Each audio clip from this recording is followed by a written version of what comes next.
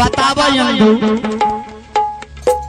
कि धन के शिकार तोरा दल तू जब मर जब तो तोरा अलावा ये धन के रखवार के भेल ओकरे कहैया धन के शिकार। संत शिरोमणि हमारे बाबू भैया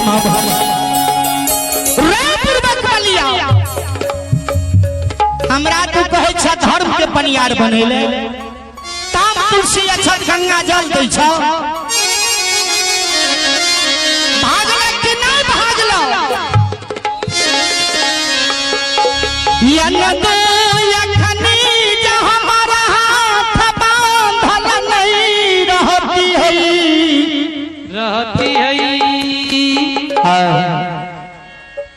मारती है लाठी तोरा ससनीपुर पताल के गैर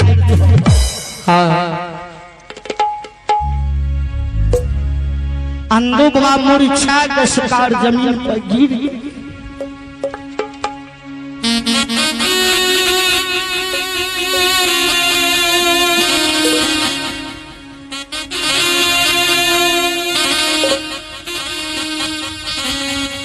अंधुबा के आंख सलोर जाला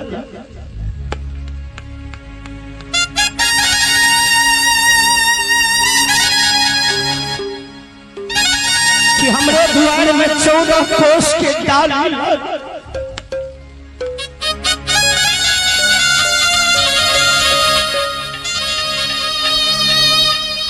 हमें कोरिया गया निर्धन के दहन बांधिन के बेटा अनुराग कहिए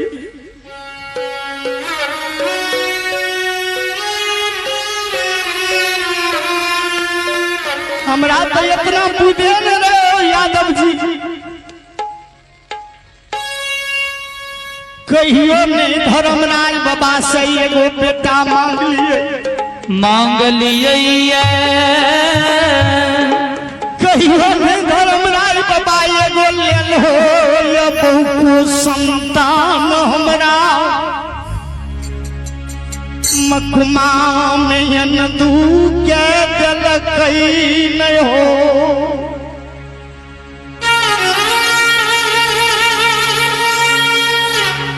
कहियो एगो हमरा धर्मराज बाबा बेटा नहीं दिल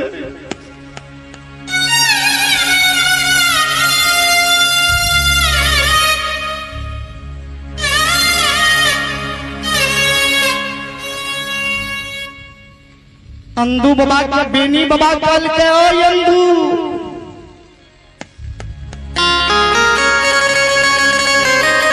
तू हमरा धन के लोभ देखाबै छ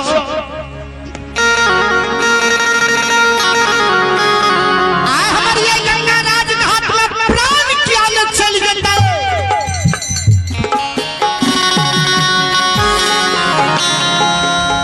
घर में पुरखा हमर बंदी के नाम के पीढ़ी बना के घर में सेवैया हो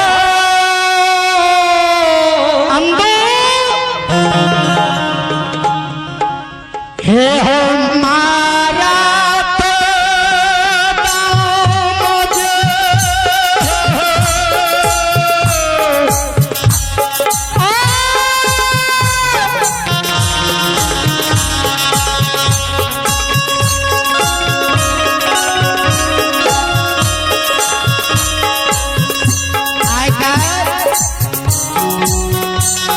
पूर्वज के धुन में हमारे सुजोग गावैया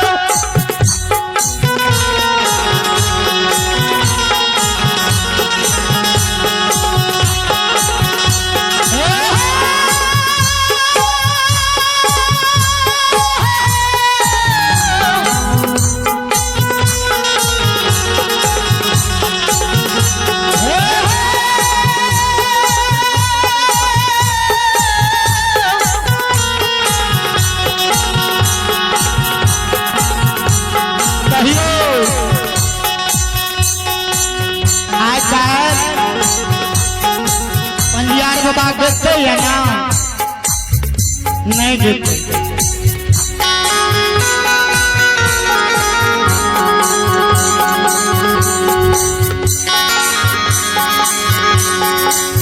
यंदो बड़ाए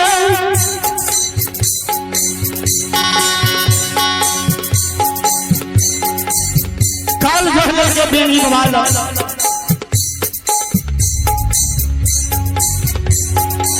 यादव जी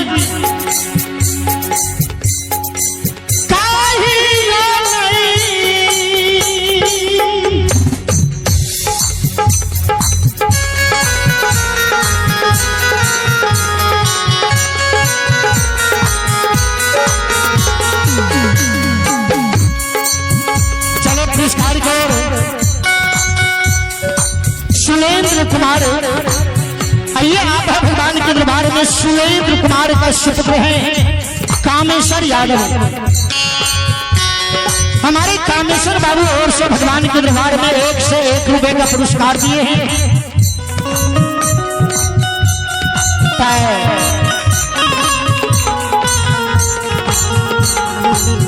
बाबा हमारा सबके समय में रहे सब दिन बड़ भाई के नाना संत शिरोमणि सुबो बाबू के मान लियो।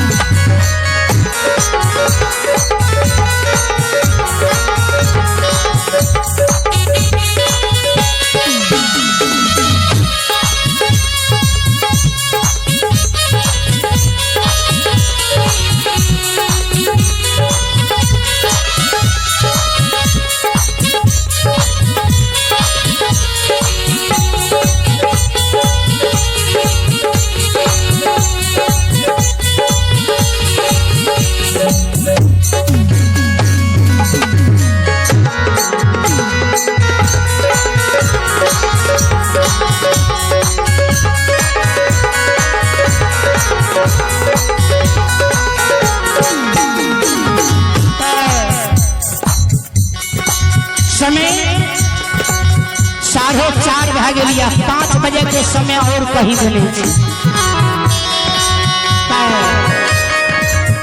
क्षमा प्राप्ति से कि समय रहते हुए नहीं कुछ समय निकाल के अपने सबके बीच चलो।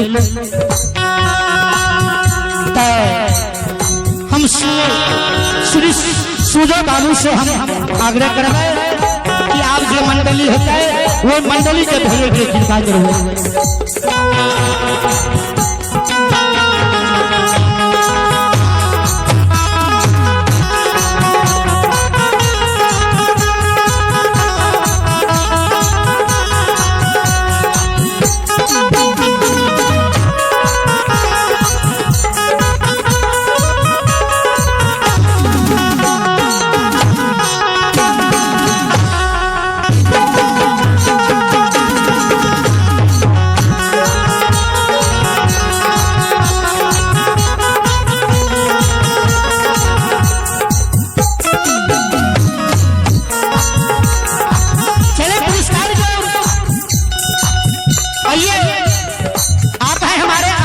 समान संत शिरोमणि हमारे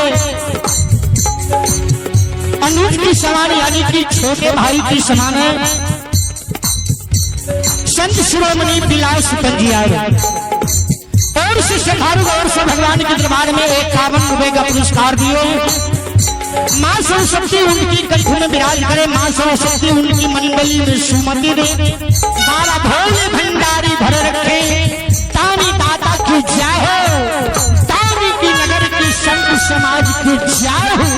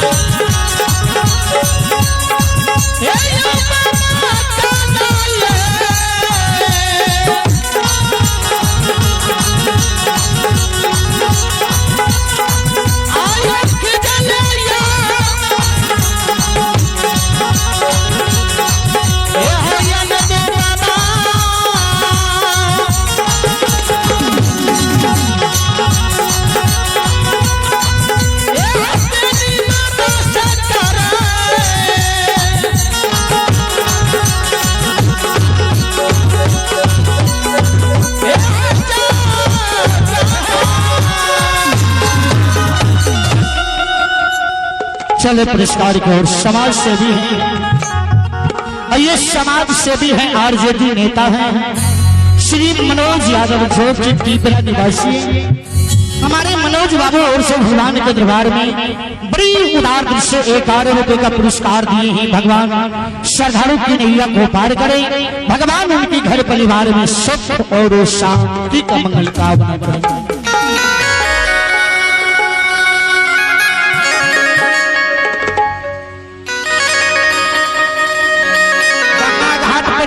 मायावी तंबूक लागल रहे,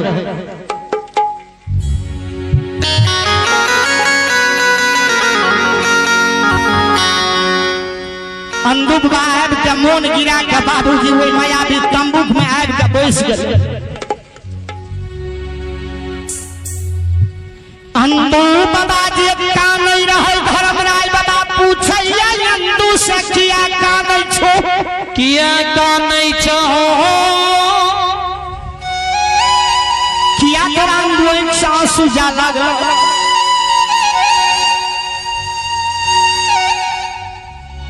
बेनी नाम तुलसी गंगा जल जल का धर्म के नाम से सतनाम बोलना हो अंदु।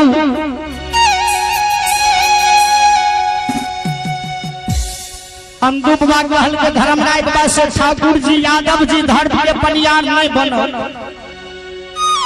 इतनी यादव जी कहल के हमरा निबन सा कल के रे पूर्वक मलिया धन के लोभ से धर्म के पनियार बनिया, थोड़ा धन के सिंगार मकमा में नहीं दिलको ये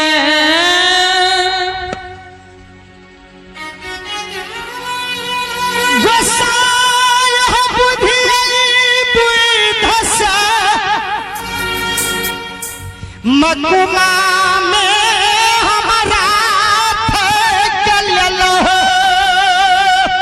ले लो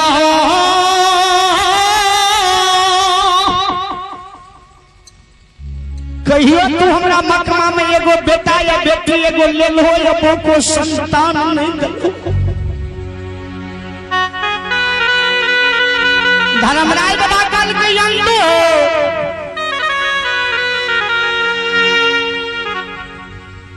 सब दिन तुहे 14 को सके डाली मकुमा में सुसार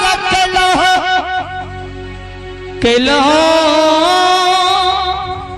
तिहे न कोढ़िया का काया निर्धन का धन बांधिन के बेटा या अंधरा का यहाँ का बहिरा का कान अंदु मकमा में दलो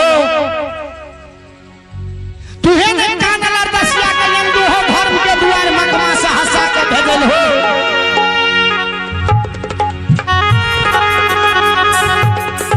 जे मांगला से दिलियो, धन मांगला धन दिलियो। काला हमरा दुआर में 14 कोस के डाली सुसार लागत, तोरा दुआर में 14 कोस के डाली लगबा के सुसार करे। 14 बीघा में 14 से बीघा तोरा मकमा में दोना दिलियो। हर एक हर बड़ा के बदला तोरा वो 14 से बीघा में 1 से 1 हर बड़ा दिलियो।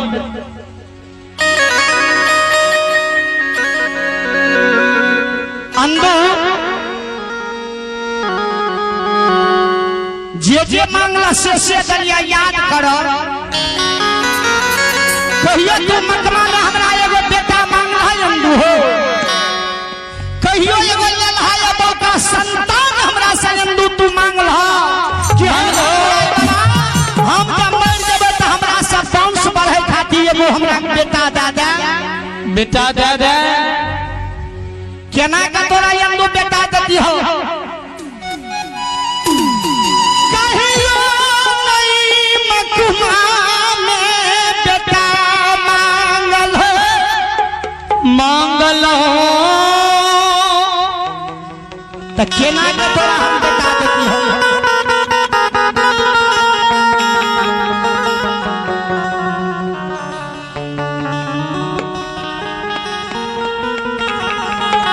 बेनी बाबा जे कान रहे, बेनी बाबा के कानब से आकाश पताल डोले रहे, अयान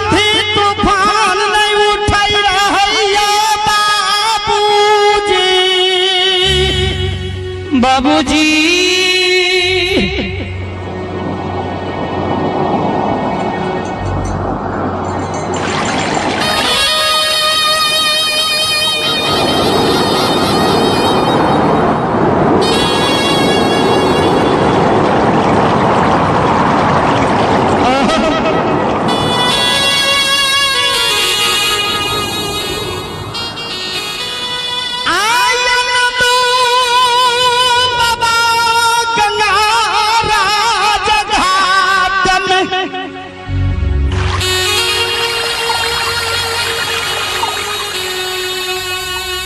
संत श्रोमणी हमारे बाबू भैया माँ बहन कानैया ध्यान में देखैया जगत जननी जगदम्बा माँ बंदी विषय कि बेनी बाबा का गंगा राज घाट में उनका हाथ सत्य बाण बांधने या धर्मराज का डुबा डुबा वो गंगा राज घाट में सतनाम बोला बेनी बाबा सुमरैया ये घर के माय जगत जननी जगदम्बा महारानी घर में सेवक सती देवता पितर बना के कौन कारण से भैया कोई विपद पड़ जाइए कोई काल ग्रह पड़ जाइए कोई संकट पड़ जाइए वह कारण